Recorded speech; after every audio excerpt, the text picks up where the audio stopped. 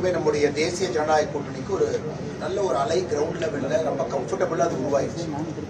நீங்க இன்னைக்கு தென் தமிழகத்தை ஆரம்பிச்சீங்கன்னா அது ரொம்ப கிளியர் விசிபிளா தெரியுது. கோவையில கூட ரொம்ப நாளாவே விசிபிளா தெரியுது.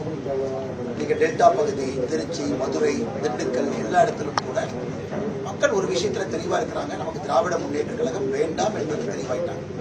அதே நேரத்தில் நம்முடைய தலைவர்கள் பிரச்சாரமும் இன்டென்சிஃபை ஆக ஆக ஆக ஆக இன்னைக்கு மக்கள் ரொம்ப தெளிவாக இருக்கின்றார்கள். நமக்கு தேசிய ஜனநாயக கூட்டணி, அனைத்து இந்திய அண்ணா திராவிட முன்னேற்ற கழகம் தலைமையில் இருக்கக்கூடிய டிஎஃப்ஐ தெளிவா இருக்காங்க.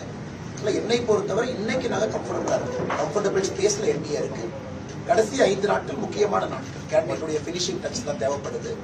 இன்னைக்கு வானத்திக களத்துக்கு வந்துட்டாங்க. பேசிக் 1 ரவுண்டு பிரச்சாரத்தை நம்முடைய தொண்டர்கள் அனைத்து இந்திய அண்ணா திராவிட முன்னேற்ற கழகம் எல்லாமே முடிச்சுட்டாங்க.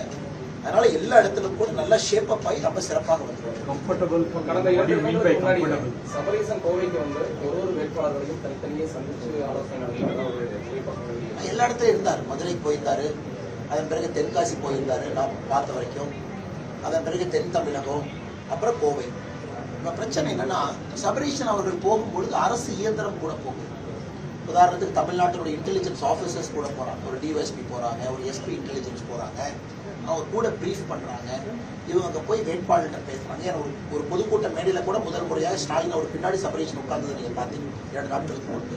அதனால் அவருடைய பயத்தை தான் காட்டுது. அக்கா சொன்ன மாதிரி இன்னைக்கு சபரீசன் களத்துக்கு வர்றாங்க, இவங்க வர்றாங்க, அவங்க வர்றாங்க, பெண் டீம் எல்லாம் வருதுன்னா அவர்கள் தோற்க போகின்றார்கள் என்று தெரியும்.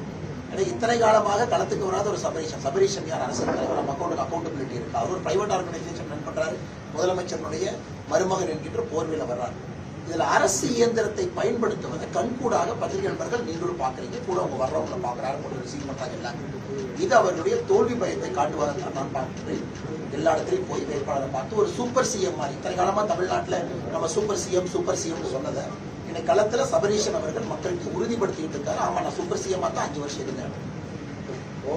மட்டும் இல்லாம அனைத்து தொகுதிகள் கோவிலுக்கு 10 தொகுதிகளிலுமே செந்தில் பாலாஜி வந்து பிளே பண்றாரு.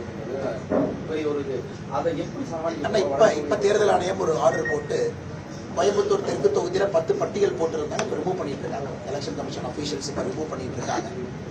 எல்லா இடத்திலும் கூட தேர்தல் ஆணையத்தை பொறுத்தவரை நம்ம கம்ப்ளைண்ட் கொடுக்கிறோம், அவங்க பண்ற தவறுகளை சுட்டி காட்டுறோம். மணச்சநல்லூர்ல சட்டமன்ற உறுப்பினர் நிகழ்ச்சிய கதிரவன் தொகுதியில ஒரு சகோதரியை பிடிச்சி அடிச்சு திமுக காரங்க அந்த 8000 ரூபாய் டோக்கன்ல அவருக்கு தற்கொலை பண்ணிட்டாங்க நேற்று. இன்னைக்கு எல்லா இடத்துலயும் டோக்கன் யாராச்சும் கொண்டு போனா சட்டப்படி நடவடிக்கை எடுப்போம் என்று தேர்தல் ஆணையம் நோட்டீஸ் கொடுத்திருக்காங்க.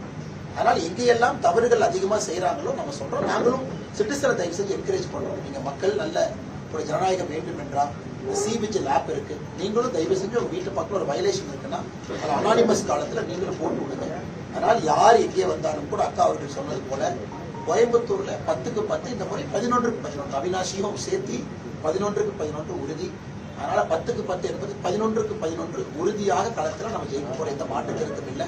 ஏன்னா செந்தில் பாலாஜி அவங்க கரூருக்கே போகல. நீங்க நல்லா பாத்தீங்கன்னா முதல் 4 நாள் கரூர் கோயம்புத்தூர் இருந்தவர் இன்னைக்கு கோயம்புத்தூருக்குள்ளே லாக் ஆயிருக்காரு. காரணம் அவருக்கு தெரியும், கோயம்புத்தூர் தொகுதியை விட்டு ஒரு நாள் கூட வெளியே வராம முடியாம எல்லா நாளும் உள்ள வேலை செய்யறாங்க. அது அவருக்கே தெரியுது. ஒரு தோல்வி பயத்துல எந்த அளவுக்கு செந்தில் பாலாஜி இருக்கின்றார் என்பது தெளிவாக தெரியும். அடிக்கடி போறது இல்லைங்களா? முதல் 4 நாள் பாதி கரூர் பாதி கோயம்புத்தூர், பாதி கரூர் பாதி கோயம்புத்தூர். இப்பதான் குறைச்சிக்கிட்டாரு.